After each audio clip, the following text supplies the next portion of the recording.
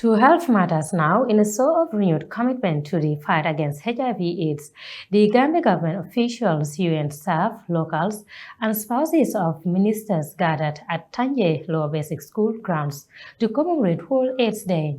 Our Mamadou Justice Dabo covered the commemorative event, and he prepared this report read in our studios by our Sane. The Gambia has made remarkable progress in taming the HIV and AIDS prevalence, but officials say efforts must be reinforced to meet the global target of ending the pandemic in 2030.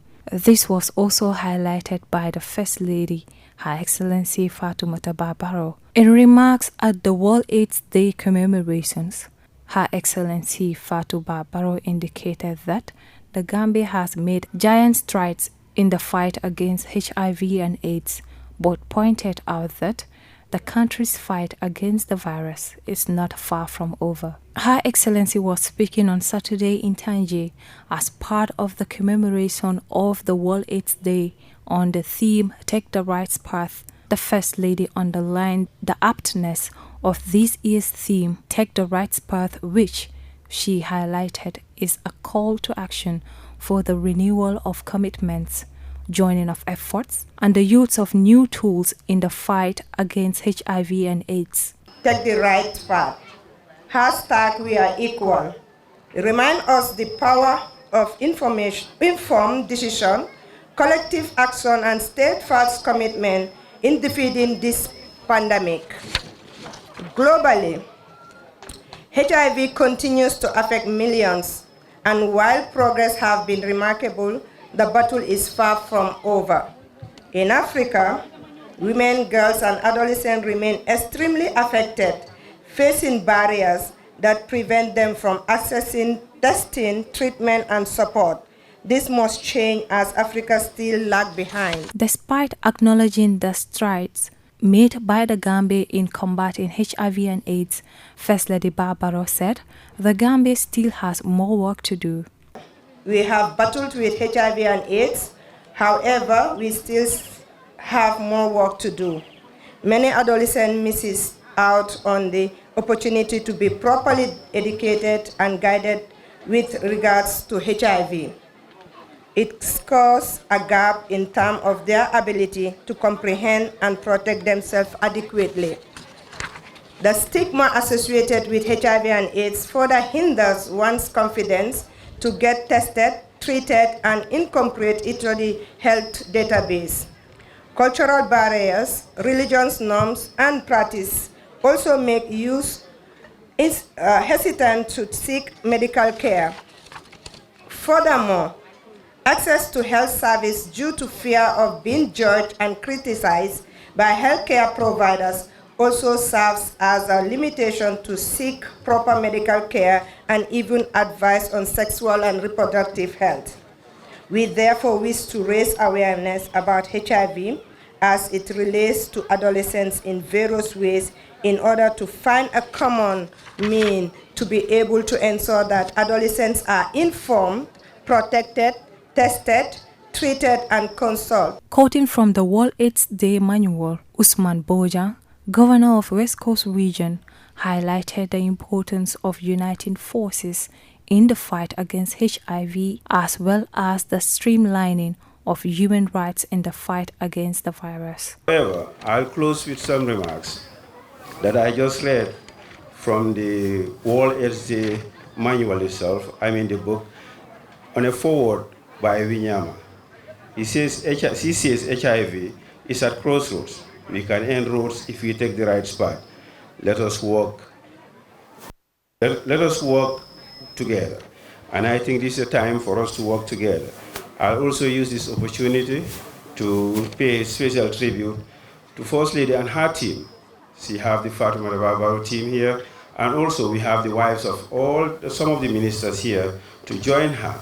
So all these shows actually, we as a government are really serious about getting this epidemic taken care of by 2030.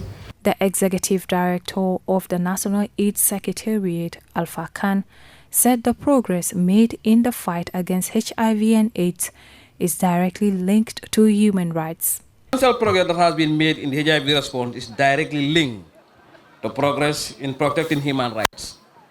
In turn, the progress made through the HIV response has galvanized broader progress in realizing the right to health and strengthening the health systems. All as there is an opportunity to reflect on the progress made to date, raise awareness about the challenges that remain to achieve the goals of ending AIDS 2030, to mobilize all stakeholders to jointly redouble efforts to ensure that success of the HIV response is attained. The annual event serves as a reminder of the global struggle to end HIV-related stigma, an opportunity to honor those who we have lost, and a rallying cry to continue working towards a day when HIV is no longer a public health problem. With human rights at the center, with communities in the lead, the world can end AIDS as a public health threat by 2030. As alluded by the Executive Director of Action AIDS The Gambia, Della Faikoli, said the World AIDS Day commemoration does not only offer Action Aid the opportunity to celebrate, but also provides the moment for reflection on the achievements and challenges in the fight against HIV and AIDS. To us, it's a celebration, but it's more of a reflection each year to reflect on what we've done in the past, what we've achieved, and what is there to be done. And my statement will be reflecting that. And thank you for having recognized and honor the memory of those whom we lost due to the pandemic.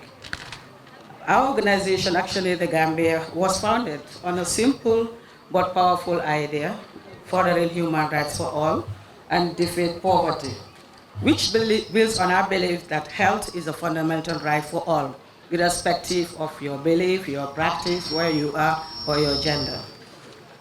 The advance, when Action Aid came into the Gambia in 1979, HIV was unknown. But since HIV was first identified more than 40 years ago, that same principle, the right to health, together with the power of science and the voices of affected communities, has been at the help of the response, and that is why we were so interested and energized to get into the response mechanism. UN Resident Coordinator Carl Fredericks Cole, for his part, noted that safeguarding human rights in the fight against the virus is not only a moral imperative, but also a practical necessity. Today, the newly released 2024 UN AIDS report reinforces a powerful truth that we can meet the global goal of ending AIDS as a public health threat by 2030, but only if we ensure that no one is left behind. Therefore, upholding human rights is not just a moral imperative, but also a practical necessity. Despite the significant progress we have achieved, the challenges remain. Today in the world, more than 9.3 million people living with HIV are still unable to access life-saving treatments. Last year alone, 1.3 million acquired HIV and 630,000 people died of HIV and AIDS-related illnesses. These are not just only statistics. They represent lives, they represent families, and they represent communities. For Star TV News, this is Awasane.